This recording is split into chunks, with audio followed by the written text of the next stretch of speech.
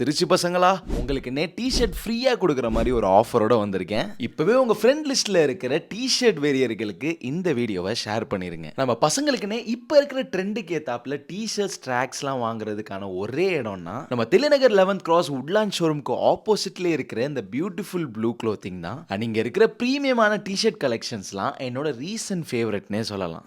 ஏன்டா கையை கொஞ்சம் நீட்டி தான் கூட. வர மாட்டேங்குது கை மசில் இதாயிடுச்சுல்ல.